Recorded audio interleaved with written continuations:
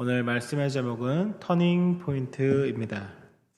터닝 포인트는 원래 항해를 할 때 방향을 전환해야 하는 지점을 가리키는 말로 쓰였습니다. 그러나 요즘에는 그냥 일상생활에서도 어떤 개인의 인생이나 어떤 사건, 이야기 등에서 중요한 전환점이 되는 것을 터닝 포인트라고 이야기를 합니다. 이 터닝 포인트를 만나게 되면 결정적인 변화가 일어나고 이후에 큰 영향을 미치게 됩니다. 예를 들어 역사적으로 중요한 터닝 포인트가 있습니다. 우리나라가 겪은 6.25 전쟁, 이 전쟁 초기에는 북한이 남한을 쳐들어와서 부산까지 밀어붙였습니다. 그러나 인천 상륙 작전을 통해 반격을 가하게 되면서 우리나라가 나라를 지킬 수 있게 되었고, 결국 나중에 생각하기에 인천 상륙 작전이 전쟁의 판도를 바꾸는 터닝 포인트였다, 이렇게 사람들이 생각합니다. 또 개인의 인생에서도 중요한 터닝 포인트가 있습니다. 세계적인 토크쇼 진행자인 오프라 윈프리는 어린 시절 학대와 가난 속에서 자랐습니다. 그런데 그녀가 한 멘토를 만나게 되고 멘토의 한마디를 통해서 방송국에 지원을 하게 되어서 세계적인 토크쇼 진행자가 되었습니다. 그리고 성경에도 한 개인의 인생에 터닝 포인트가 찾아와서 변화되는 것을 보게 되는데, 오늘 우리가 읽은 본문은 야곱의 인생에 있어서 터닝 포인트가 되는 그 지점입니다. 본문에 나오는 야곱과 하나님의 만남은 야곱의 삶을 완전히 바꾸어 놓았습니다. 우리가 야곱의 삶을 돌아보면 야곱은 태어날 때부터 경쟁하는 사람이었습니다. 그래서 형 에서의 발꿈치를 잡고 태어났고, 그리고 장자의 축복을 차지하기 위해서 형을 팥죽 한 그릇으로 속였고, 아버지에게 축복을 받기 위해 형 에서로 자기를 변장하여 아버지마저 속이는 그런 사람이었습니다. 그런데 그렇게 해서 축복을 얻었지만 그 결과는 뭐였냐? 고향을 떠나야만 했고, 지금 야곱이 모든 것을 다 잃고 도망치는 신세가 된 것입니다. 에서에게 붙잡히게 되면 죽을지도 모른다는 그런 두려움. 주로 장막에서 거주하던 야곱이 이제는 어딘지도 모르는 어떤 한 곳에서 돌을 베개 삼아 잠이 들게 되는 것입니다.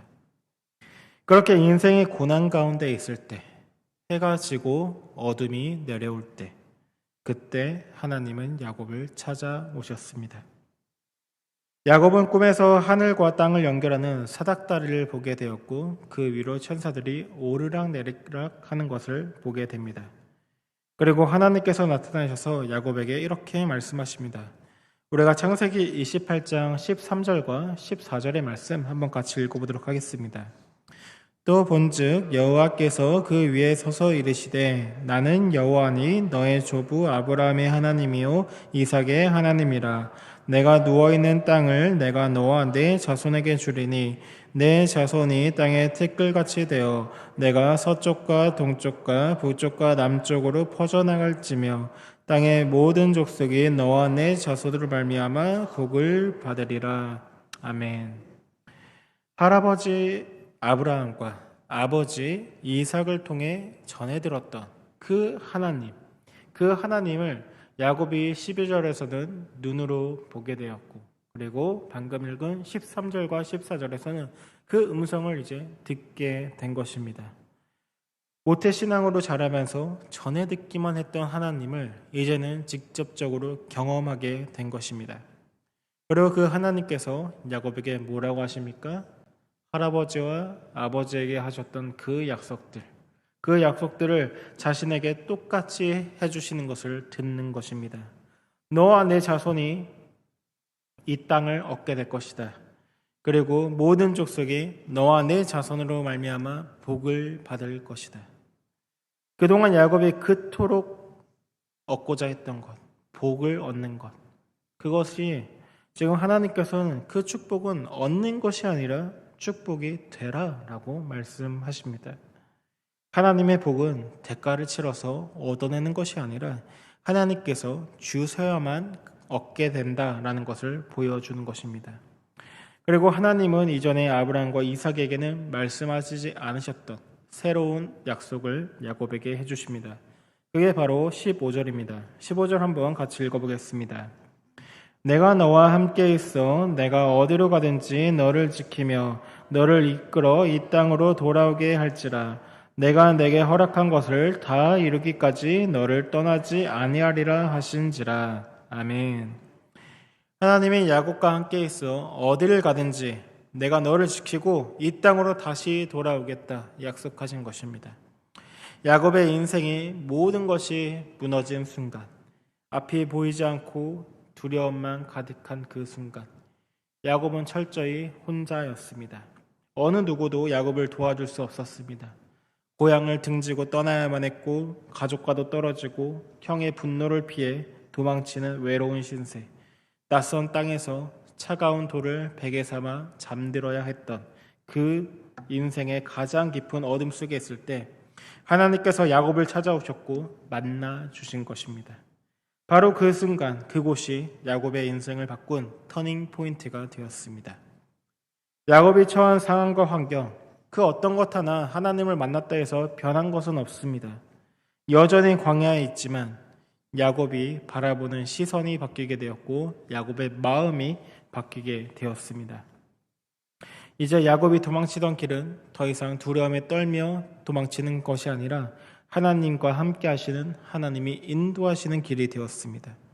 야곱이 두려워하던 대상은 사람에서 하나님으로 바뀌게 되었습니다. 그래서 야곱이 무엇이라 말하냐? 우리가 17절부터 19절까지의 말씀 한번 같이 읽어보도록 하겠습니다. 이에 두려워하여 이르되 두렵도다 이곳이요 이것은 다름 아닌 하나님의 집이요 이는 하늘의 문이로다 하고 야곱이 아침에 일찍이 일어나 베개로 삼았던 돌을 가져다가 기둥으로 세우고 그 위에 기름을 붓고 그곳 이름을 베델이라 하였더라. 이 성의 옛 이름은 루스더라. 아멘. 저 야곱은 에서에게 붙잡히면 자신이 죽을 수 있겠다라는 그 두려움으로 도망쳤지만 이제 그 두려움은 온데간데 없어졌습니다. 오히려 그 두려움은 하나님을 경외하는 그 두려움으로 바뀌었습니다. 어떤 곳인지 알지 못했던 곳이 이제 깨닫고 보니 하나님의 집이요 하늘의 문이라는 것을 깨닫게 됩니다. 그래서 어떤 한 곳이 이제는 베델로 바뀌게 되었습니다. 뿐만 아니라 이제 야곱은 삶의 방향을 하나님께 고정하고 하나님께 헌신하는 사람이 되었습니다. 그래서 야곱은 하나님께 서원합니다. 그 내용이 20절부터 22절까지의 내용입니다. 한번 같이 읽어보겠습니다. 야곱이 서원하여 이르되 하나님이 나와 함께 계셔서 내가 가는 이 길에서 나를 지키시고 먹을 떡과 입을 옷을 주시어 내가 평안히 아버지의 집으로 돌아가게 하시오면 여호와께서 나의 하나님이 되실 것이요 내가 기둥으로 세운 이 돌이 하나님의 집이 될 것이요 하나님께서 내게 주신 모든 것에서 10분의 1을 내가 반드시 하나님께 드리겠나이다 하였더라. 아멘. 어떤 학자들은 지금 야곱이 하나님께서 분명 앞서서 말씀하셨던 그 약속을 되풀이하고 있기 때문에 그렇게 하시면 나의 하나님이 되실 것이다 라고 조건적으로 말했기 때문에 지금 야곱의 신앙이 굉장히 의심쩍다라고 말하는 학자들도 있습니다. 또 어떤 학자들은 원래 야곱이 계산적이었던 사람이었기 때문에 지금도 조건적으로 서원을 했다라고 말하기도 합니다. 그러나 제 생각에 야곱의 서원이 조건적이었다 할지라도 그는 분명히 헌신했다라고 생각을 합니다. 왜냐하면 구약에서 나오는 대부분의 서원이 조건적이기 때문입니다. 오늘 우리가 보는 야곱의 서원도 그렇고 사사기에 나오는 입다의 서원도 어떠합니까? 하나님께 전쟁에서 승리하게 된다면 내가 번제를 드리겠습니다. 조건적이었습니다. 그렇다면 우리가 믿음으로 유명한 한나의 서원은 어떻습니까? 한나 또한 내게 아들을 주시면 내가 그 아들을 하나님께 드리겠습니다 라고 말하는 것을 봅니다. 사실 구약에 나오는 대부분의 서원들은 조건적입니다. 왜 그럴까요? 그 이유는 그 사람들이 처한 상황과 환경이 위기 속에 있기 때문에 하나님께 그 상황 속에서 서원하는 상황이라 자신의 문제를 해결해 달라고 이 처한 상황을 모면하게 해달라고 하나님께 서원하는 것이기 때문에 그렇습니다. 그러나 야곱은 단순히 조건적으로 서운한 것만은 아닙니다. 자신의 위기 가운데 있음에도 불구하고 자신이 가진 최선을 다해 하나님께 예배드리고 서원했습니다.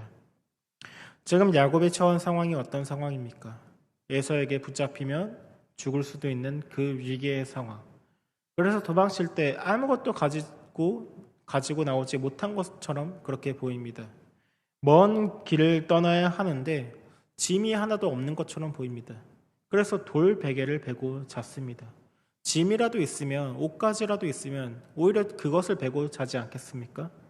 그런데 야곱은 지금 아무것도 없는 상황입니다. 그나마 가지고 있는 것, 기름을 꺼내서 하나님께 드림으로써 예배를 드렸습니다. 자신이 가진 것 중 그나마 있는 것으로 먼저 예배를 드리고 상황이 나아지게 되면 나중에 다시 이곳에 오게 되면 모든 것에서 10분의 1을 드릴 것이다. 그렇게 약속을 한 것입니다.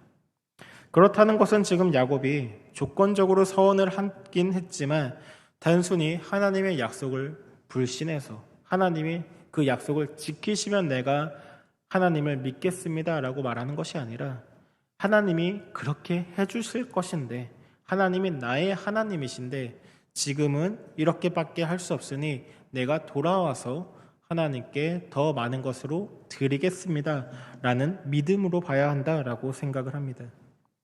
게다가 이후에 야곱의 모습을 보면은 이전과는 완전히 바뀐 모습입니다. 더 이상 이 계산적이었던 야곱은 어디 갔을까 싶을 정도로 야곱은 굉장히 의지하는 사람, 수동적인 사람이 되었습니다. 원래 야곱은 철저하게 자기 힘을 의지하며 살던 사람이었습니다. 그래서 형과의 경쟁하면서 태어났고 장자의 권리를 샀고 아버지를 속이고 축복을 가로챘습니다. 계산적이었고 자신의 힘과 깨로 인생을 개척해 나가려고 했습니다.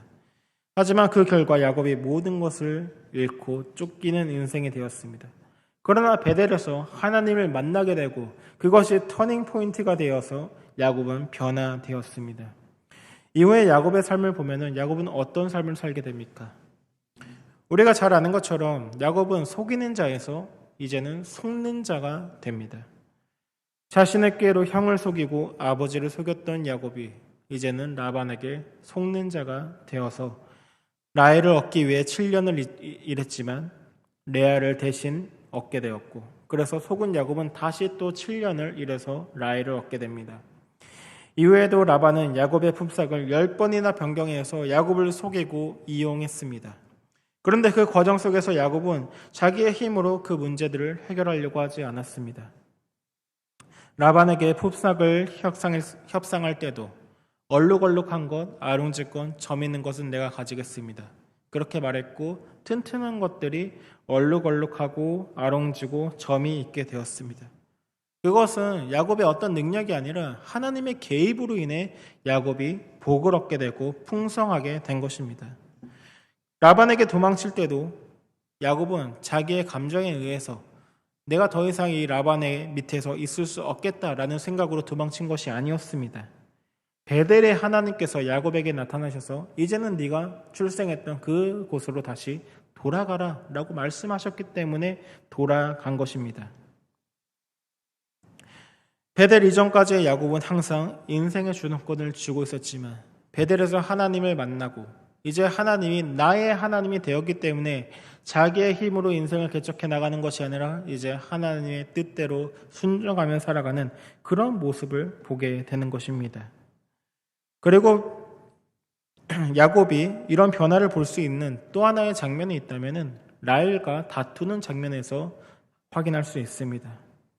야곱이 라헬과 결혼하고 라헬을 임신하지 못했을 때 라헬은 야곱에게 화를 내면서 이게 너의 문제다라고 그렇게 이야기를 할 때가 있었습니다.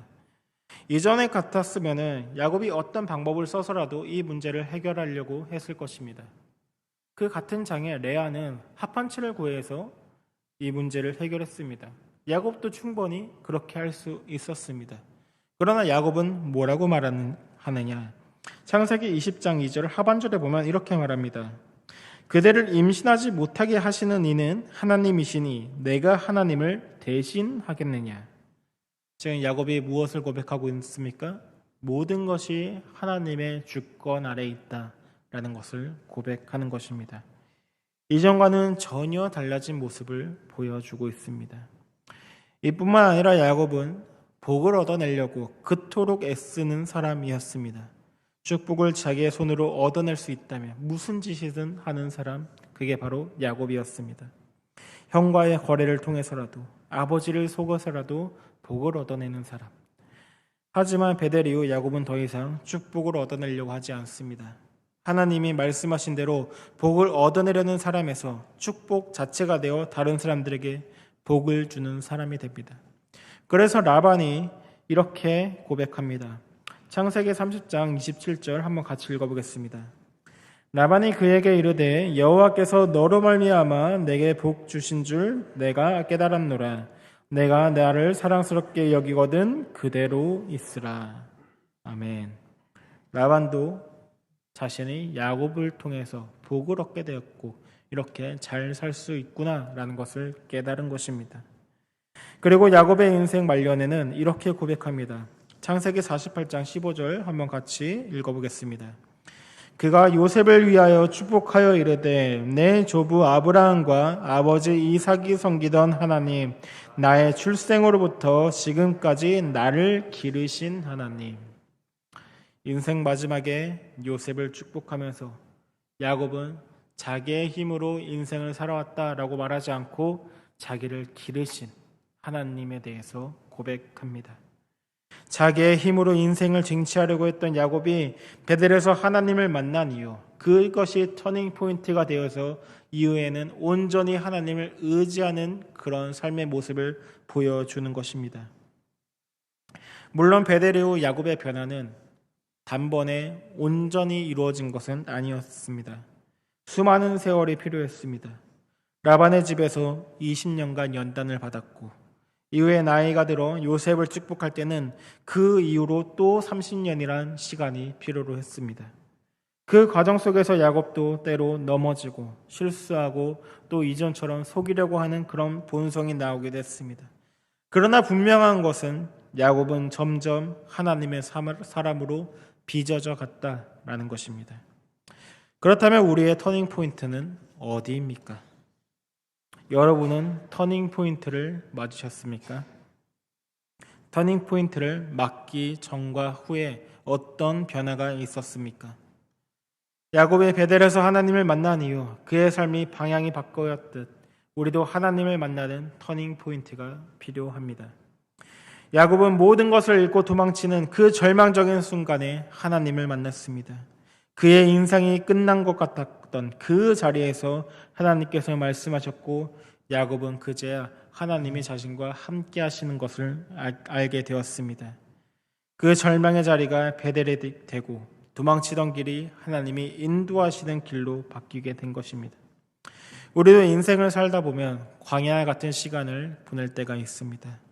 실패의 자리, 관계가 깨어진 자리, 앞이 보이지 않는 두려운 자리, 모든 것을 잃었다라고 느끼는 그 절망의 순간들, 우리가 가장 연약하고 가장 외로울 때 하나님은 우리를 찾아오십니다.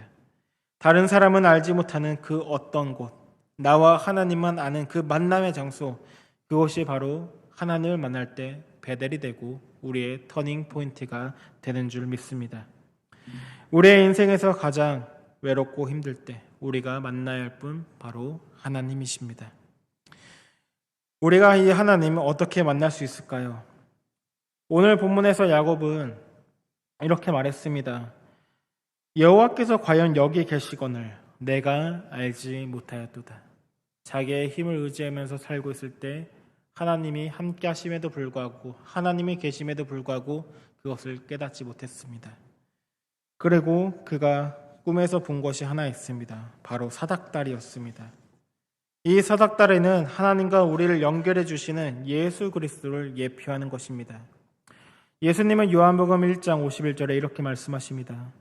하늘이 열리고 하나님의 사자들이 인자 위에 오르락 내리락 하는 것을 보리라.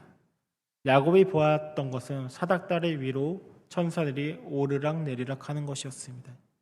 그런데 예수님께서는 그 사닥다리가 바로 나다라고 말씀하십니다. 예수님께서는 우리를 하나님과 연결해 주시는 유일한 통로가 되십니다.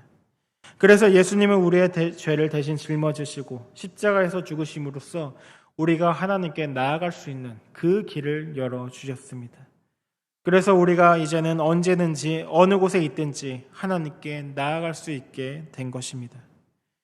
야곱이 베델에서 여기가 하나님의 집이요 하늘의 문이다 라고 고백했던 것처럼 예수님은 우리의 진정한 하나님의 집이 되시고 하나님께 나아가는 유일한 문이 되시는 분이십니다.